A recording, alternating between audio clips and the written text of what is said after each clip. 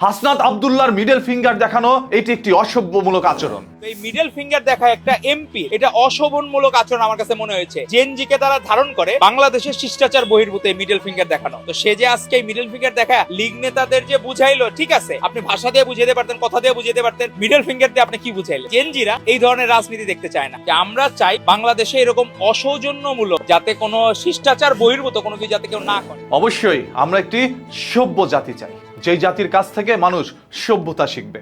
এই নতুন প্রজন্ম বা পরবর্তী প্রজন্ম তাদের কাছ থেকে শিক্ষা গ্রহণ করবে কিভাবে রাষ্ট্র পরিচালনা করতে হয়, কিভাবে একে অন্যের সাহায্য করতে হয়। মোটেও এইভাবে মিডল ফিঙ্গার দেখানো ঠিক নয়। এই কথাগুলো যিনি বলছিলেন তিনি একজন জ্ঞানী মানুষ। তিনি হাসনাত আব্দুল্লাহর জায়গায় থাকলে কখনোই এই ধরনের আঙুলগুলো দেখাতেন না। তিনি তাদেরকে বোঝানোর চেষ্টা করতেন। তবে কোন ভাষায় তিনি বোঝাতেন সেটা আমার বোধগম্য নয়। যেখানে আপনি মুখের ভাষা ব্যবহার করতে পারবেন না সেখানে আঙুল দেখাবেন, আঙুল যেখানে ব্যবহার করতে পারবেন না সেখানে আর কি দেখানোর আছে আপনার? যদি হাসনাত আব্দুল্লাহর জায়গায় এই ভদ্রলোক থাকতেন তাহলে তিনি কি করতেন? তিনি কি আসলে মিডল ফিঙ্গার দেখাতেন নাকি মুখ দিয়ে শব্দ চয়ন করতেন? যেহেতু তিনি একজন সভ্য নাগরিক বা সভ্য মানুষ, সেহেতু অসভ্য কোনো ভাষা তিনি ব্যবহার করতেন না। যখন সবাই তাকে গালিগালাজ করতো তখন তিনি বলতো, ভাই গালি দিয়েন না, এগুলো আমার গায়ে লাগে না। হয়তোবা এইভাবেই তিনি ওইখানে প্রতিরোধ গড়ে তুলতেন, কারণ এর চেয়ে সভ্য কোনো ভাষা আমার জানা নয়। এই জেনজি কত কিছু দেখাতে পারে সেটা হয়তোবা তার জানা নেই। জুলাই আন্দোলনের মধ্যে যখন এই জেনজিরা জীবন দিচ্ছিল, হয়তোবা দূর থেকে বসে থেকে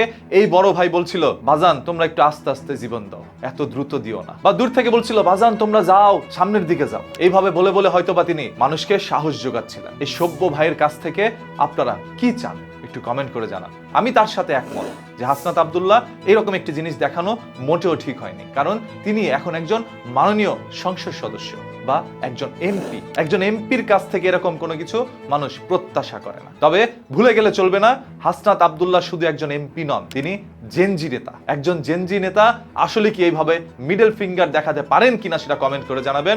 আর মিডল ফিঙ্গারটা কাদের দেখাইলো, কার গায়ে লাগলো সেদিকেও একটু নজরদারি রাখেন। এই ভদ্রলোক আমার মন ছুঁয়ে নিয়েছে। আজ থেকে আমি তার ফ্যান হয়ে গিয়েছি। এখন থেকে সকল ভিডিও বা আমার জীবনে চলাচলে আমি কখনোই উত্তেজিত হব না। আমাকে কেউ গালিগালাজ করলো আমি সেখান থেকে মাথা নিচু করে চলে আসবো। অন্ততপক্ষে কোনো চিহ্ন ব্যবহার করা যাবে না। আমি আশা করি যারা জেনজি রয়েছেন, নতুন প্রজন্ম রয়েছেন, পরবর্তী প্রজন্ম রয়েছেন, সবাই এই ভদ্রলোককে ফলো করবেন। এতে করে তার কাছ থেকে অনেক কিছু শিখতে পারবেন।